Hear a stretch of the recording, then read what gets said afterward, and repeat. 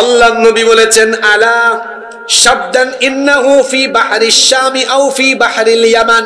তার কথা তো ঠিকই আছে, আল্লাহর নবী বলেছেন শাম অথবা ইয়ামেনের কোন এক সাগরের অজানা অচিন দ্বীপে দাজ্জাল আছে, তাকে শিকলবন্দি করে যিনি রেখেছেন, জোরে বলেন তিনি কে? আমার দিকে তাকান একবার। দাজ্জাল এমনে বন্দি, এমনে এমনে, দেখছেন? দুই হাত ঘাড়ের দিকে নিয়ে, দুই হাত ঘাড় পর্যন্ত শিকল দিয়ে বাঁধা, পাও একটু পরে আমি লম্বা একটা হাদিস পড়ব, ওখানে সব আছে।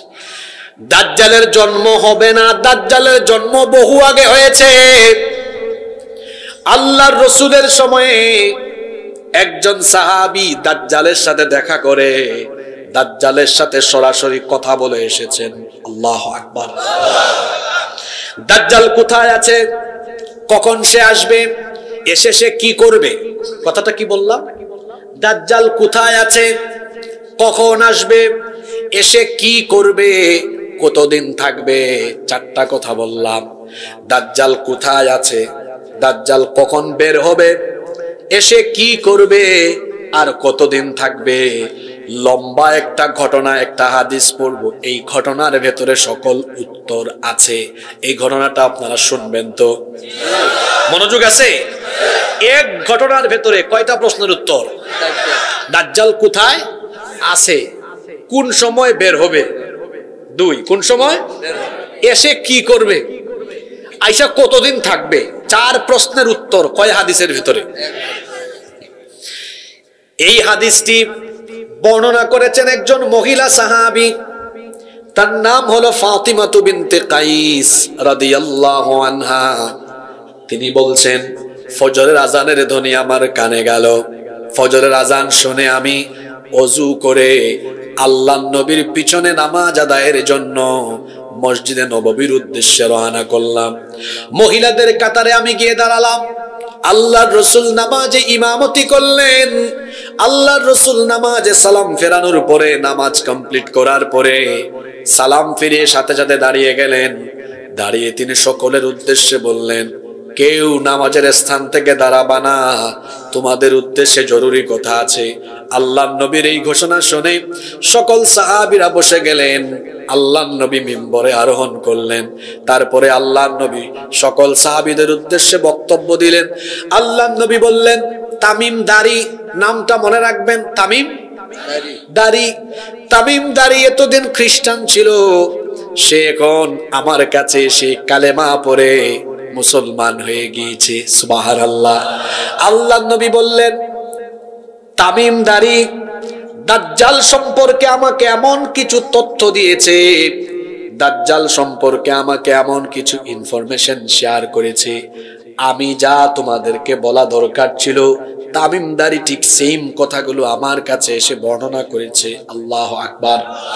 সেগুলো আজ আমি তোমাদেরকে সতর্ক করছি, সেগুলো তোমাদেরকে বলছি। আমাদের নবী ছাড়া পৃথিবীর সকল নবী এবং রাসূল দাজ্জালের সম্পর্কে তাদের উম্মতকে সতর্ক করেছেন, কিন্তু দাজ্জালের ব্যাপারে পুরোপুরি ডিটেইলস তারা উম্মতকে বলেন নাই। কিন্তু এই নবীর উম্মতের উপরে নবীর এত মায়া, আমরা যেন দাজ্জালের ব্যাপারে সাবধান হই। দাজ্জালের সকল বিষয়ে নবীজি আমাদেরকে জানিয়ে গিয়েছেন। সুবহানাল্লাহ।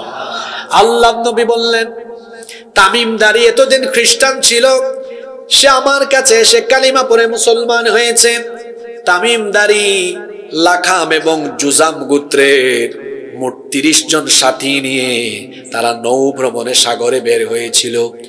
সাগরে যখন তারা নৌ ভ্রমণে বের হয়েছিল, হঠাৎ করে তাদের সেই যান, তাদের জাহাজ সামুদ্রিক ঝড়ের কবলে পড়ে যায়।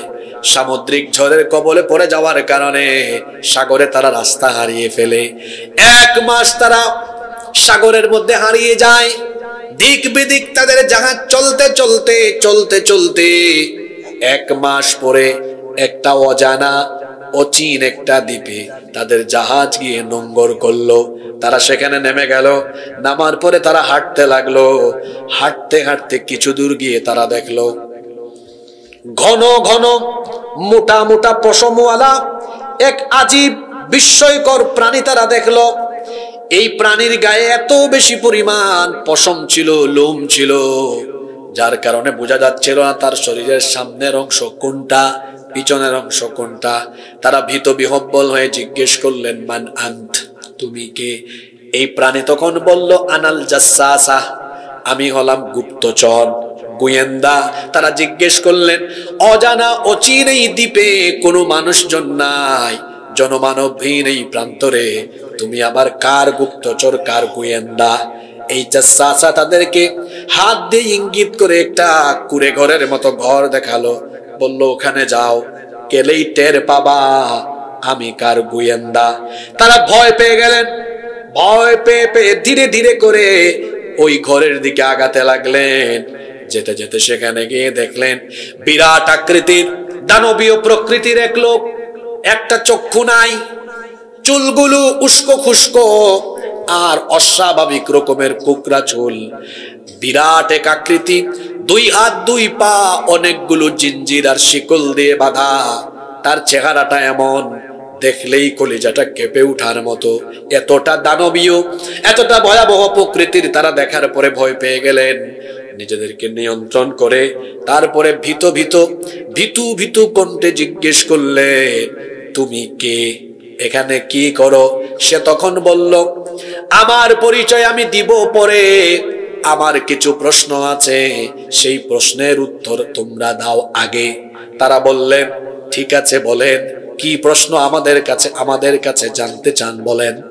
সে তখন বলল, তোমরা কোথাকার লোক, এখানে কিভাবে আসলে? এখানে তো আজ পর্যন্ত কেউ আসতে পারে নাই, তোমরা কেমনে আসলে, কোথা থেকে আসলে?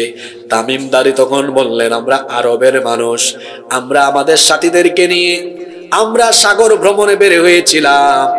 ঝড়ের কবলে পড়ে পথ হারিয়ে 1 মাস ঘুরতে ঘুরতে এই অজানা অচিন দ্বীপে আমরা এসেছি, আমরা জানি না এখানে কেমনে আসলাম। সে তখন বলল, তোমরা যেহেতু আরবের মানুষ, আমার আরো কিছু প্রশ্ন তোমাদের কাছে আছে, এই প্রশ্নের উত্তর যদি দাও তাহলে আমি আমার পরিচয় দিব। তারা বললেন, ঠিক আছে, তুমি তোমার প্রশ্নগুলো করো। সে প্রথম প্রশ্ন করলো, আমাকে বাইসান সম্পর্কে খবর দাও। তারা বললেন, বাইসান তো বিরাট একটা শহর, বাইসান তো বিরাট একটা শহর, এটা শামের একটা এলাকা, তুমি বাইসানের কোন খবর জানতে চাও? সে তখন বলল, বাইসানে তো বিরাট একটা খেজুর বাগান আছে, বাইসানের খেজুর বাগানে কি খেজুর গাছ আছে নাকি? খেজুর গাছ থেকে কি এখনো মানুষ খেজুর পায় নাকি? তারা বললেন, হ্যাঁ, বাইসানের খেজুর বাগানে তো বিরাট খেজুর বাগান আছে, সেখানে খেজুর এখন হয়, খেজুর কেন মানুষ খায়? সে তখন বলল, ঠিক আছে, 1 নাম্বার প্রশ্ন জানলাম, 2 নাম্বার প্রশ্ন হলো তবারিয়া উপসাগরের খবর আমাকে দাও। তারা বললেন, তবারিয়া উপসাগরের কোন খবর তুমি জানতে চাও? সে তখন বলল, তবারিয়া উপসাগরে কি পানি আছে নাকি? এখনো কি মানুষ এই তবারিয়া উপসাগরের পানি ব্যবহার করে চাষাবাদ করে নাকি? তারা বললেন, হ্যাঁ, তবারিয়া উপসাগরের পানি আছে, বহু পানি আছে, মানুষ এগুলো চাষাবাদের কাজে ব্যবহার করে। সে বলল, 2 নাম্বার উত্তরটাও পেয়েছি, এবার আমাকে আরেকটা প্রশ্নের উত্তর দাও। তারা বললেন, কি প্রশ্ন বলো? সে তখন বলল, জুগারের ঝরনার কি খবর? জুগার হলো লূত আলাইহিস সালামের মেয়ের নাম, যিনি যেখানে তাকে দাফন করা হয়েছে এর পাশে একটা ঝর্ণা আছে বলে ওই ঝর্ণা তার নামে নামকরণ হয়েছে, নাম হলো জুগারের ঝর্ণা। সে বলল, জুগারের ঝর্ণার কি খবর? সেই ঝর্ণায় কি এখনো পানি আছে নাকি? তারা বললেন, হ্যাঁ, জুগারের ঝর্ণা এখনো পানি আছে। তখন তারা বললেন, এত প্রশ্ন করছো, সব উত্তর দেই, তোমার পরিচয় কেন দাও না? সে তখন বলল, আরে একটা প্রশ্ন বাকি আছে, এই একটা প্রশ্নের উত্তর দাও, তারপরে আমার পরিচয় দিয়ে দিব। তারা বললেন, বলো। সে তখন বলল, তোমরা তো আরবের মানুষ, আরবে একজন নবী আসার কথা, সেই নবীর কি আগমন হয়েছে নাকি? তারা বললেন, হ্যাঁ, মুহাম্মদ বিন আব্দুল্লাহ, তার আগমন হয়েছে, দলে দলে মানুষ তার কাছে ইসলাম কবুল করছে। আল্লাহু আকবার। সে তখন বলল, তার বিরুদ্ধে কি কাফেররা কোনো যুদ্ধ করেছে নাকি? তারা বললেন, হ্যাঁ, কিছুদিন আগে বদরের যুদ্ধ হয়েছে, কাফেররা পরাজিত হয়েছে। সে তখন বলল, হ্যাঁ, এমনটাই তো হওয়ার কথা, যারা তাকে অনুসরণ করবে দুনিয়া আখিরাতে তারা সফল হয়ে যাবে। সুবহানাল্লাহ। এবার তারা বললেন, এতগুলো প্রশ্ন করেছো, সব উত্তর দিয়েছি, তোমার পরিচয় তো তুমি এখনো দাও নাই। তখন সে বলল, এবার আমি অবশ্যই তোমাদেরকে আমার পরিচয় দিব। আমার পরিচয় হলো আনা মাসিহুদ দাজ্জাল, আমি হচ্ছি মাসিহুদ দাজ্জাল। এই কথা শুনে তারা ভয় পেয়ে গেলেন। তারা বললেন, তুমি যদি মাসিহুদ দাজ্জাল হও, একটা মানুষও এখানে বসবাস করে না, অজানা অচিনেই দ্বীপে তুমি এখানে আছো, আবার তোমার হাতে পায়ে শিকল পড়া, তুমি ছুটতে পারো না, তোমার এই অবস্থায় শিকল বন্দি করে রেখেছেন কে? সে তখন বলল, এই অজানা অচিন দ্বীপে আমাকে যিনি শিকল বন্দি করে রেখেছেন, জুড়ে বলেন তিনি কে? তিনি আমাকে যতদিন পর্যন্ত শৃঙ্খল মুক্ত করবেন না, ততদিন আমি এখান থেকে বের হতে পারবো না। তারা তখন বললেন, আচ্ছা তুমি এখান থেকে কবে বের হবে? আমি কিন্তু 4টা প্রশ্ন বলেছিলাম, মনে আছে? দাজ্জাল কোথায় আছে, তাইলে এক অচিন দ্বীপে বন্দী। 2 নম্বর বলেছিলাম কখন আসবে। এরা জিজ্ঞেস করছেন, আচ্ছা তুমি কখন বের হবে, কখন তুমি আত্মপ্রকাশ করবে, মানুষের সামনে আসবে? তখন সে বলল, আমি কখন আসব এটা বলার জন্য তোমাদেরকে 3টা প্রশ্ন করেছি, এর মধ্যেই জবাব আছে। বলল, কোন 3টা প্রশ্ন? তখন সে বলল, এই যে বললাম, এই যে তোমাদেরকে বললাম 3টা প্রশ্ন করলাম, পাইসানের খেজুর বাগানে খেজুর আছে নাকি? 2 নম্বরে বললাম, তাবারিয়া উপসাগরে পানি আছে নাকি? 3 নম্বর প্রশ্ন করলাম, জুগারের ঝর্ণায় পানি আছে নাকি? কয়টা প্রশ্ন? তারা বললেন, আচ্ছা 3টা প্রশ্ন করেছো, জবাবও তো দিয়েছি, কিন্তু তোমার আত্মপ্রকাশের সাথে এই 3টা জায়গার কি সম্পর্ক? আগেই বলি, এই 3টা জায়গা ছিল ফিলিস্তিনে, কিন্তু বর্তমান অসভ্য ইহুদিরা মনে করে মাসিহ হচ্ছেন তাদের, ইহুদিরা মনে করে মাসিহুদ দাজ্জাল হলো তাদের ইমাম, দাজ্জাল আসলে তারা পৃথিবী শাসন করবে, এটা তাদের আকীদা, এটা তাদের বিশ্বাস।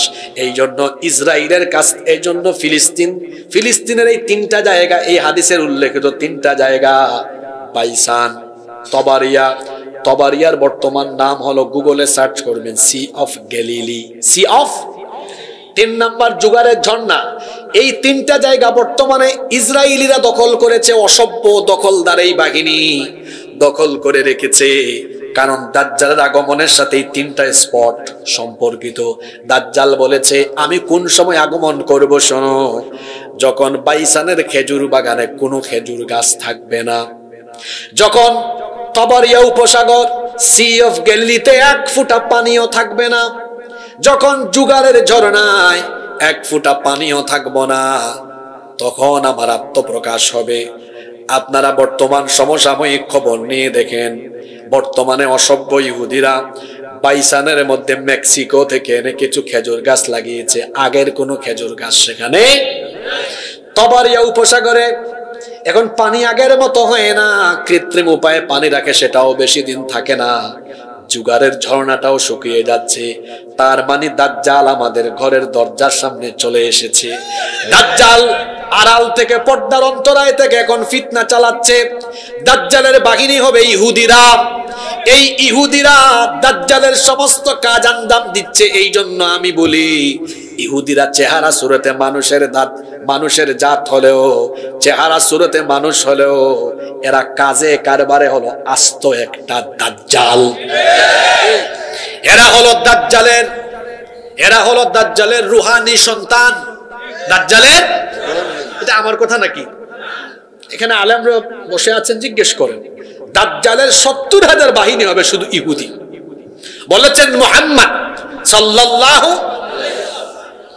ওই যে 4টা প্রশ্ন করেছিলাম, হাদিস বলার আগে দাজ্জাল কোথায় আছে, হাদিসে জানলাম অজানা অচেনা এক দ্বীপে আল্লাহ তাকে বন্দী করে রেখেছেন। কখন আসবে? উত্তর পেলাম, সে তাবারিয়া উপসাগরের পানি শুকিয়ে গেলে, পাইসানের খেজুর বাগান শেষ হয়ে গেলে, জুগারের ঝর্ণা শুকিয়ে গেলে সে আসবে। 3 নম্বর প্রশ্ন ছিল, সে এসে কি করবে? সে এসে মানুষের ঈমান লুট করবে, ঈমান লুট করবে। মক্কা আর মদিনা ছাড়া গোটা পৃথিবীতে সে সফর করবে। যাকেই সামনে পাবে তার ঈমান হারা করার জন্য কাজ করবে। আল্লাহ তাকে এমন কিছু ক্ষমতা দিয়েছেন, এমন কিছু ক্ষমতা দিবেন মুমিনদেরকে পরীক্ষা করার জন্য। আল্লাহর নবী বলেছেন দাজ্জালের এক হাতে থাকবে জান্নাত, আরেক হাতে থাকবে জাহান্নাম। নবীজি বলে গিয়েছেন সে যেটা জান্নাত দেখাবে ওইটা আসলে হলো জাহান্নাম, আর যেটা জাহান্নাম ওইটা আসলে হলো জান্নাত। দাজ্জাল এক হাতে জান্নাত আর এক হাতে জাহান্নাম নিয়ে বলবে আমি তোমাদের খোদা, আমার উপর ঈমান আনো, এই জান্নাতে ঢুকাবো। যে ব্যক্তি ঈমান আনবে না দাজ্জাল ধরে তার জাহান্নামের আগুনে তারে ফেলবে। আল্লাহর নবী বলেছেন দাজ্জালের সময় যদি তোমরা বেঁচে থাকো, চক্ষু বন্ধ করে দাজ্জালের আগুনে ঝাঁপ দিও। আগুনে ঝাঁপ দেওয়ার পরে দেখবা এটা জাহান্নাম নয়, এটা হলো আল্লাহর বানানো জান্নাতের ফুল বাগান। দাজ্জালের সামনে আমরা ঈমান হারা হব না ইনশাআল্লাহ। আল্লাহর নবী বলেছেন দাজ্জালকে আল্লাহ এমন ক্ষমতা দিবেন, জীবিত ব্যক্তিকে সে মেরে ফেলবে, মৃত মানুষকে জীবিত করবে। তবে এটা শয়তানের সাহায্য নিয়ে করবে। শয়তানকে আল্লাহ অলৌকিক দুইটা ক্ষমতা দিয়েছেন। একটা ক্ষমতা হলো ফা ইন্নাশ শাইতানা ইয়াজরি মিন আহাদিকুম মাজরাদ দাম, শয়তান তোমাদের রক্তের ভেতরে প্রবেশ করে চলাফেরা করতে পারে। আর আরেকটা ক্ষমতা হলো শয়তান আমাদের নবী ছাড়া যে কারো সুরত যে কোনো সময় ধারণ করতে পারে। এই জন্য নবীজি বলেছেন মান রাআনি ফিল মানামি ফাকাদ রাআনি, যে ব্যক্তি স্বপ্নে আমাকে দেখলো সে যেন আমাকেই দেখলো। কারণ ফা ইন্নাশ শাইতানা লা ইয়াতামাসসালু ফি সূরাতি, শয়তান সকলের সুরত ধারণ করতে পারলেও আমি নবীর সুরত সে কখনো ধারণ করতে পারে না। সুবহানাল্লাহ। এক ব্যক্তিকে দাজ্জাল বলবে শোনো, আমি যে তোমার খোদা তোমার সামনেই প্রমাণ দেই, তোমার মা বাবা যে মারা গিয়েছে গুরুস্থানে আছে, দেখো আমি তাদেরকে জীবিত করে তোমার সামনে আনি।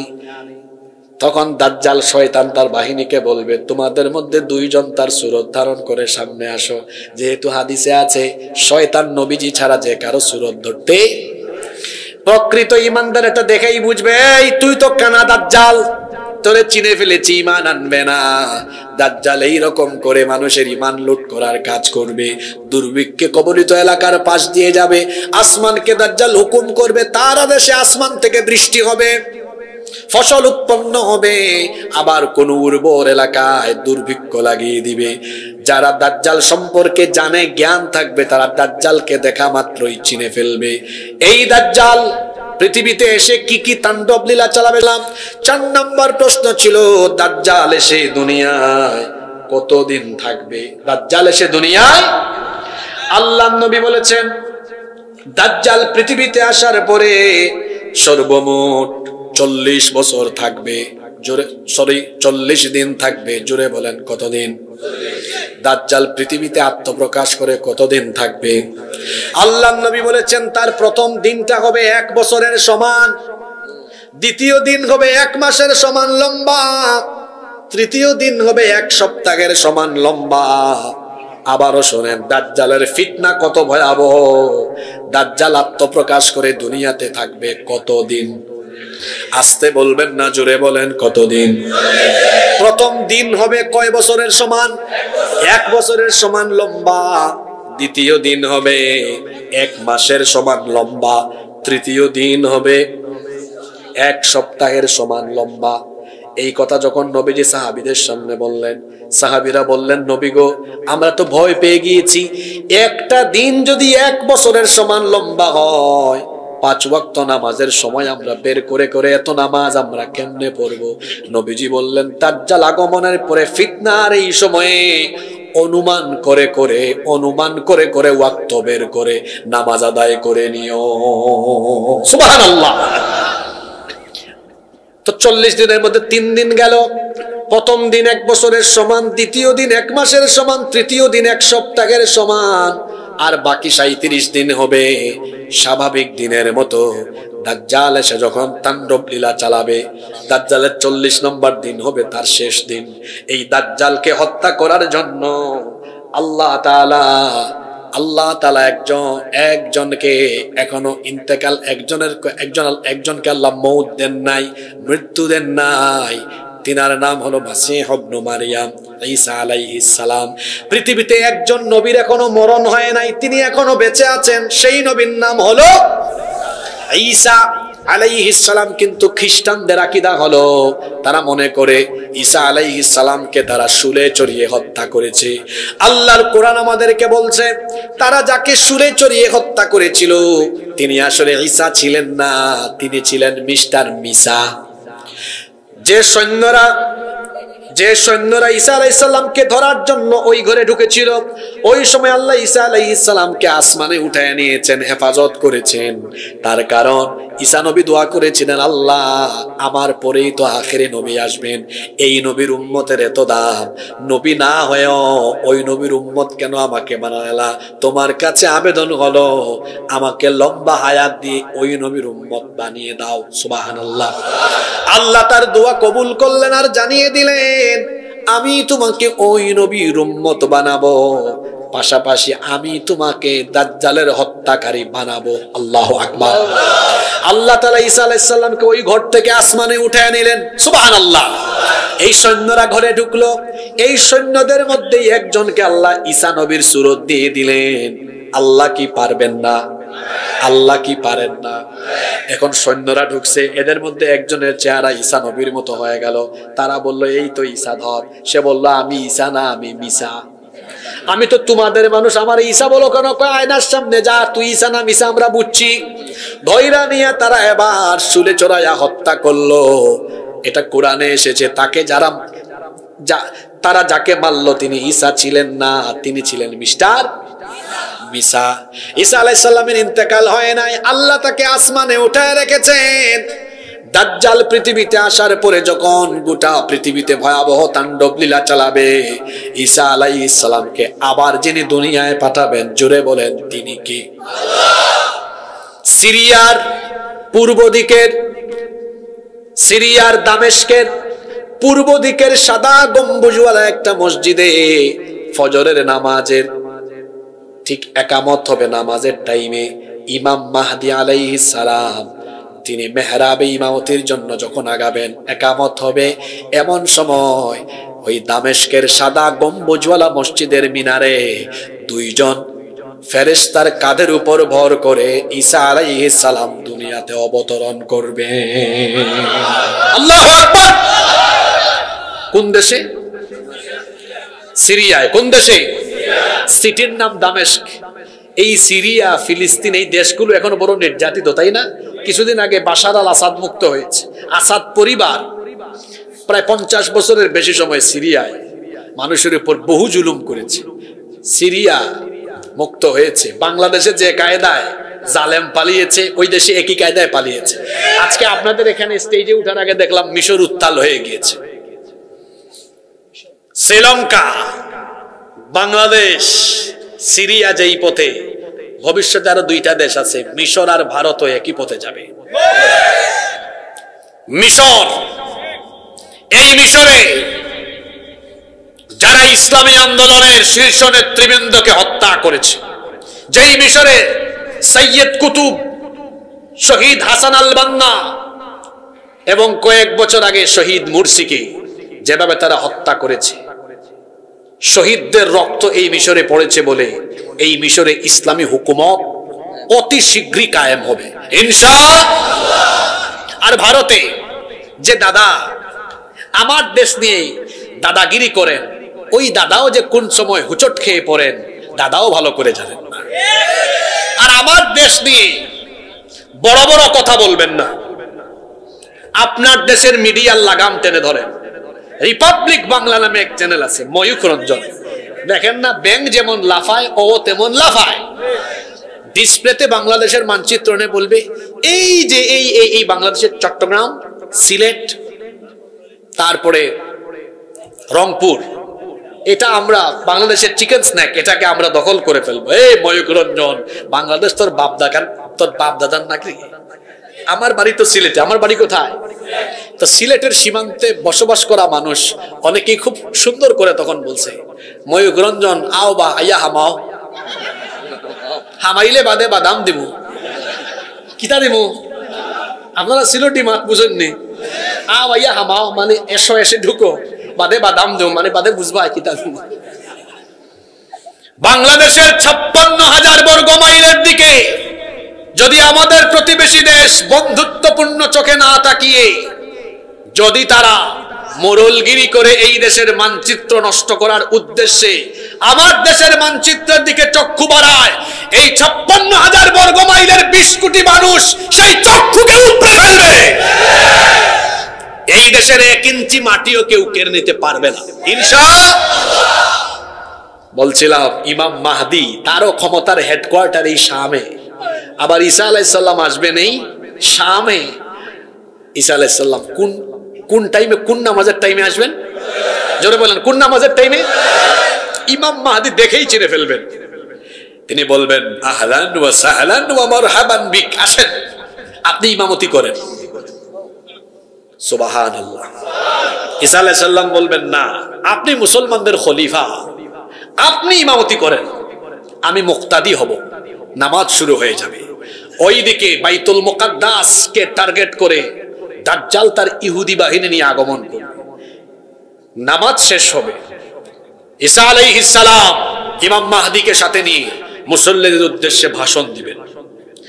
আল্লাহর নবী বলেছেন, এটা নাসাই এবং তিরমিজি শরীফে হাদিস এসেছে, সাউবান রাদিয়াল্লাহু আনহু হাদিসের বর্ণনাকারী সাহাবী, তিনি বলছেন আল্লাহর নবী বলেছেন, ইসাবাতানি মিন উম্মতি আহরাজাহুমাল্লাহু মিনান নার, আমার উম্মতের 2টি দলকে আল্লাহ তাআলা জাহান্নাম থেকে মুক্তি দিয়েছেন। সুবহানাল্লাহ। কয়টা দল? একটা দল হলো ইসাবাতুন তাগজুল হিন্দ, যারা হিন্দুস্তানের বিরুদ্ধে যুদ্ধ করবে। তাহলে এই হাদিস থেকে বোঝা গেল 1500 বছর আগে রাসূল বলে গিয়েছেন ভারতবর্ষে হিন্দুস্তানের বিরুদ্ধে মুসলমানরা একটা যুদ্ধ। আমরা যুদ্ধপ্রিয় জাতি নই, মুসলমান শান্তিপ্রিয় জাতি। আমরা কাউকে আক্রমণ করি না, তবে আক্রান্ত হলে আমরা কাউকে ছেড়ে দিতেও জানি না। নরেন্দ্র মোদী গুজরাটের এই কসাইকে আমরা বলবো, রাসূল আমাদের মাথায় একটা জিনিস ঢুকায় দিয়ে গেছেন, সেটা কি? যে ভারতবর্ষে হিন্দুস্তানের বিরুদ্ধে একটা যুদ্ধ। রাসূল এটাও বলেছেন, এই যুদ্ধে অংশগ্রহণকারী প্রত্যেকটা মোমেনকে আল্লাহ জাহান্নাম থেকে মুক্তি দিবেন। শহীদ হওয়ার কথা বলা হয় না, শুধু অংশ নিলেই জাহান্নাম মাফ, বিনা হিসাবে বিনা বিচারে জান্নাত। তো গুজরাটের কসাইকে বলবো, আমরা তো যুদ্ধপ্রিয় জাতি না, আমরা শান্তিপ্রিয়। কিন্তু আমার এই শান্তিপূর্ণ দেশকে অশান্ত করে দিয়ে এই দেশকে যদি তোমরা তোমাদের অঙ্গরাজ্য বানানোর উদ্দেশ্যে যুদ্ধ বাঁধিয়ে দিতে চাও, রাসূলের সেই 1500 বছর আগের ভবিষ্যৎবাণী এই হাদিসকে সামনে রেখে আমি বলছি, রাসূল বলেছেন হিন্দুস্তানের সেই বিরুদ্ধে অসংখ্য মুসলমান শহীদ হলেও এই যুদ্ধে মুসলমানরা বিজয়ী হবে। এটা আমাদের মাথায় আছে। আমরা যুদ্ধপ্রিয় নই, আমরা শান্তিপ্রিয় জাতি। শান্তিপ্রিয় এই জাতিকে যদি যুদ্ধের দিকে আহ্বান করো, আমাদেরকে আক্রান্ত করো, আমরা বসে থাকবো না। আর আমরা যদি রাসূলের এই হাদিসের চেতনা মাথায় নিয়ে এগিয়ে আসি, এই যুদ্ধে তোমরা আমাদের দেশকে দখল করতে পারবে না। ইউনূস সাহেব বলেছেন 7 সিস্টার, আর আমি বলছি ভারতের প্রতিটা রাজ্যের মানচিত্র টুকরা টুকরা হয়ে গিয়ে দিল্লিতে কালেমার পতাকা উড়িয়ে দেওয়া হবে।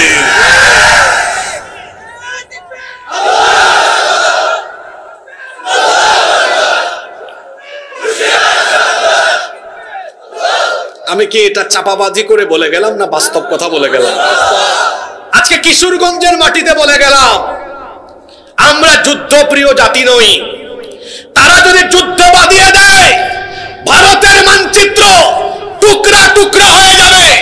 ভারতবর্ষের অতীতের সোনালী ইতিহাস মুসলমান আবার ফিরে পাবে। 750 বছর ভারতবর্ষ আমরা শাসন করেছি। গুজরাটের এই কসাই যদি আমার বাংলাদেশ নিয়ে কোন ধরনের ষড়যন্ত্র করে, এই ভারতবর্ষ বাংলাদেশের মুসলমান দখল করে অখণ্ড ভারতবর্ষে ইসলামের পতাকা উড়িয়ে দিবে। এটা রাসূলের বাস্তবিক সত্য কথা। এটাকে রুখে দেওয়ার দুঃসাহস পৃথিবীর কারো থাকবে না। রাসূল বলেছেন আমার উম্মতের 2 দলকে আল্লাহ জাহান্নাম থেকে মুক্তি দিয়েছেন। সুবহানাল্লাহ। কয় দল? এক দলের পরিচয় পেলাম, যারা হিন্দুস্তানের বিরুদ্ধে যুদ্ধে পার্টিসিপেট করবে। আর এক দল বাকি আছে না, এটা আবার কোনটা? আল্লাহর রাসূল বলেছেন ওয়া ইসাবাতুন তাকুনু মা ঈসা ইবনে মারইয়াম আলাইহিস সালাম। আরেক দল হলো ঈসা নবী দুনিয়াতে আগমনের পরে দাজ্জালের বিরুদ্ধে যে বাহিনী নিয়ে যাবেন, এই বাহিনীতে তার সৈন্য সাথী যারা হবে তাদেরকেও আল্লাহ জাহান্নাম থেকে মুক্তি দিয়ে দিবে। যদি দাজ্জাল কানা দাজ্জাল আসে, ইমাম মাহদিও আসেন, আমরা ইমাম মাহদির সৈন্য ঈসা আলাইহিস সালামের সৈন্য হব ইনশাআল্লাহ। তো বললেন না ইনশাআল্লাহ? ওই হাদিস মনে আছে তো? ফজরের নামাজ কিন্তু হয়ে গেছে, ফজরের নামাজ শেষ, ঈসা আলাইহিস সালাম ভাষণ দিবেন। তিনি বলবেন, মুসলমানরা শোনেন, আমাকে আল্লাহ পাঠিয়েছেন, দাজ্জালের সব তাণ্ডব লীলার দিন শেষ, এখন আমি তাকে ধরব, তাকে হত্যা করার জন্য আল্লাহ আমাকে পাঠিয়েছেন। সুবহানাল্লাহ।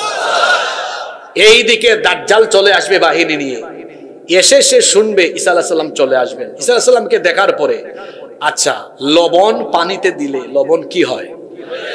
হাদিসে এসেছে লবণ যেমন পানিতে দিলে গলে যায়, দাজ্জাল ঈসা আলাইহিস সালামকে দেখে ওরকম গলিয়ে যেতে থাকবে। সে আসবে সৈন্য নিয়ে মুসলমানদেরকে অ্যাটাক করতে, ঈসা আলাইহিস সালামকে দেখে তার সৈন্য ফালাইয়া থইয়া দৌড় মারবে। আল্লাহু আকবার। সে তো জানে আমার জম চলে আসছেন। ঈসা আলাইহিস সালাম মুসলমানদেরকে বলবেন, এই ইহুদিরা পৃথিবীতে বহু বছরের পর বছর দখলদারিত্ব চালিয়েছে, সবগুলাকে আজকে ধরো। সুবহানাল্লাহ পড়বেন না? হাদিসে এসেছে এই ইহুদিরা ভয়ের চোটে গিয়ে পাথরের আড়ালে, গাছের আড়ালে লুকাবে। আল্লাহ সেদিন পাথরের জবান, গাছের জবান খুলে দিবে। পাথর বলবে, হে মুজাহিদ, আমার পিছনে এক অভিশপ্ত ইহুদি এর ধর। সুবহানাল্লাহ পড়তে ইচ্ছে করে না? গাছ বলবে, হে আল্লাহর যোদ্ধা, আমার পিছনে এক অভিশপ্ত ইহুদি তারে ধর। সেই দিন ইমাম মাহদী আর ঈসা আলাইহিস সালামের সৈন্যরা, পৃথিবীর দখলদার এই ইহুদি সৈন্যদেরকে একদম কচুকাটা করবে, কেউ তাদেরকে বাঁচাতে পারবে না। আর ওইদিকে ঈসা আলাইহিস সালাম আসলটারে ধরার জন্য দৌড়াবেন। হে দৌড়াইতে দৌড়াইতে দৌড়াইতে দৌড়াইতে বাবে লুদে যাবে। এটাও ফিলিস্তিনের অংশ ছিল। এই অসভ্য ইহুদিরা এটা দখল করে রেখেছে। লুদে যখন যাবে, বাবে লুদে ঈসা আলাইহিস সালাম তারে ধরবেন।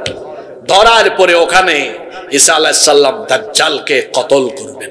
আল্লাহু আকবার। এই ইমাম মাহদী আর দাজ্জালের কথা বললাম, এটা হচ্ছে পৃথিবীর আপকামিং কাহিনী, আপকামিং, যা কিছুদিনের মধ্যে ঘটতে যাচ্ছে ইনশাআল্লাহ। তো ঘটনা শুরু হওয়ার আগে ভাগে সচেতন হওয়ার দরকার আছে না নাই? দাজ্জাল আছে, পর্দার আড়াল থেকে দাজ্জাল ফিতনা চালাচ্ছে।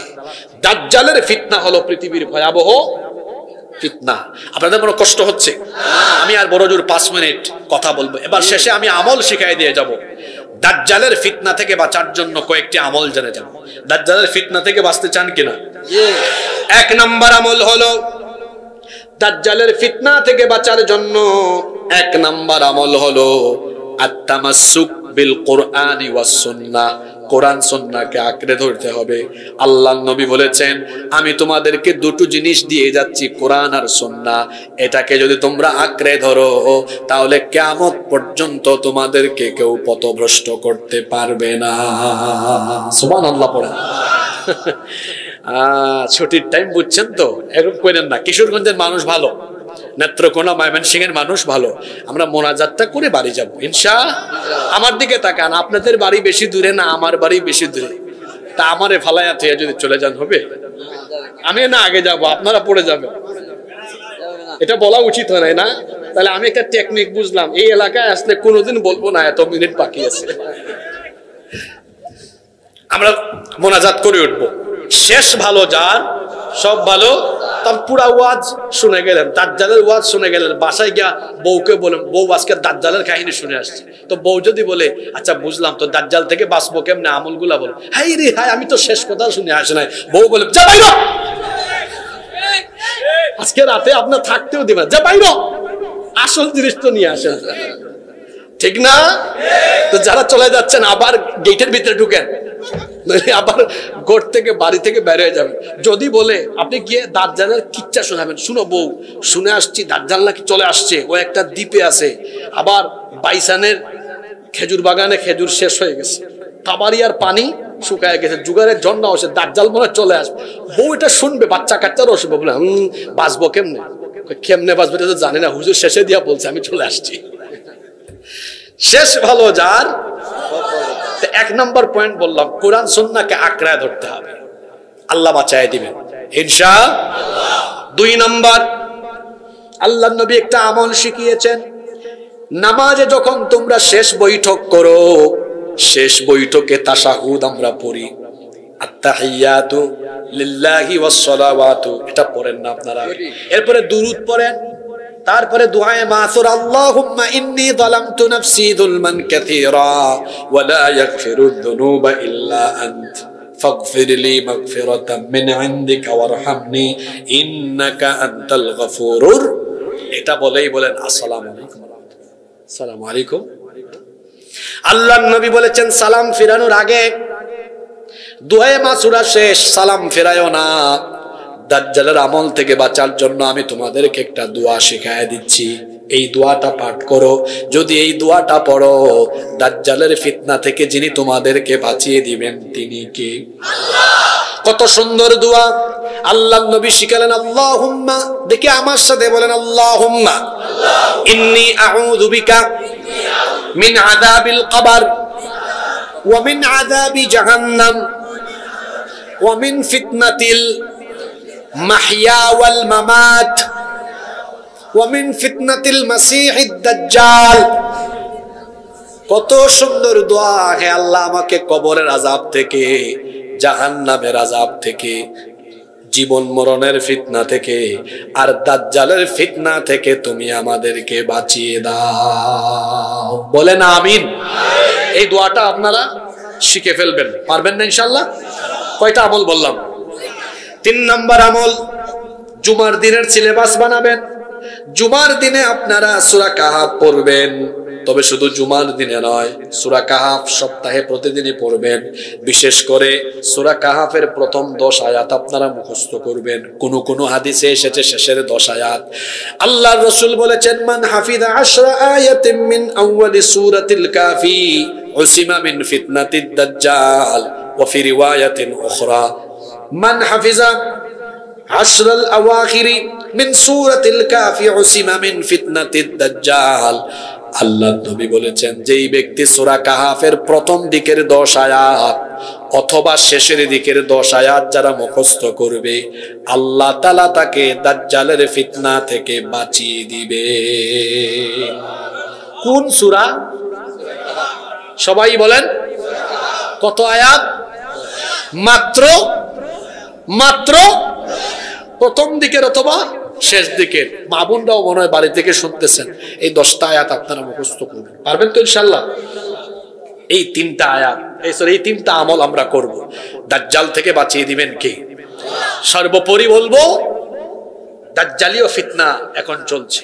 ইহুদিরা দাজ্জালের অনুসারী হয়ে পৃথিবীব্যাপী তারা জিনা, ব্যভিচার, অসৎ কাজ, মন্দ কাজ ছড়িয়ে দিচ্ছে, আর আমাদেরকে দাজ্জালীয় কাজে লিপ্ত করার অপচেষ্টা করছে।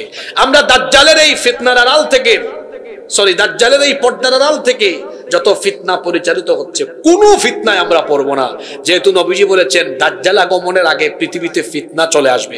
এখন ফিতনা আছে না নাই? সকল ফিতনা থেকে আমরা নিজেকে বাঁচিয়ে রাখবো। শেষ জামানায় আমলের চাইতে ঈমান রক্ষা করা গুরুত্বপূর্ণ হবে, ঈমান বাঁচানো কঠিন হবে। আমরা এমন ভাবে দুনিয়াতে চলাফেরা করব, কোরআন সুন্নাহ আঁকড়ে ধরে আলেম উলামাদের সাথে চলবো। কোরআন সুন্নাহ যেখানে আমরা আছি, আলেম উলামা যেখানে আমরা আছি, আল্লাহ আমাদেরকে কবুল করেন। একটা মানুষও উঠবেন না। মাহফিল কমিটির সম্মানিত সভাপতি সাহেবের কোনো কথা থাকলে আমরা শুনবো, আর যদি না থাকে অনুমতি দিলে আমরা মুনাজাত শুনবো। আর কিতা গজল, 12টা 17 হয়ে গেছে। আমি সব জায়গায় তো 12টার আগে শেষ করে, আজকে আপনাদেরকে পছন্দ হয়েছে 17 মিনিট। সিলেটি মাতলে আপনি বুঝবানে? আচ্ছা ঠিক আছে কইলাম। সুরমা গাঙ্গর ফারো বাড়ি শাহজালালোর উত্তর সুরি, সুরমা গাঙ্গর ফারো বাড়ি শাহজালালোর উত্তর সুরি, দেশ বিদেশ বেটা গিরি আমরা হকল সিলটি, আমরা হকল সিলটি, সিলটর কমলার বাগান খাইলে জোড়াই হকলর ফরান, সিলেটর সানা খাইলে বাই দিন খাটতো না একদিন, দিন খাটতো না একদিন। সুরমা গাঙ্গর ফারো বাড়ি শাহজালালোর উত্তর সুরি, দেশ বিদেশ বেটা গিরি আমরা হকল সিলটি, আমরা হকল Sylheti. Saudi Arab Abu Dhabi Qatar Dubai London যাবি, আমেরিকাত গিয়া দেখবাই ফাইবাই খালি সিলটি, ফাইবাই খালি সিলটি, ফাইবাই খালি সিলটি, ফাইবাই খালি সিলটি। সুরমা গাঙ্গর ফারো বাড়ি শাহজালালোর উত্তর সুরি, দেশ বিদেশ বেটা গিরি আমরা হকল সিলটি, আমরা সবাই কিশোরগঞ্জবাসী। আল্লাহুম্মা আমিন।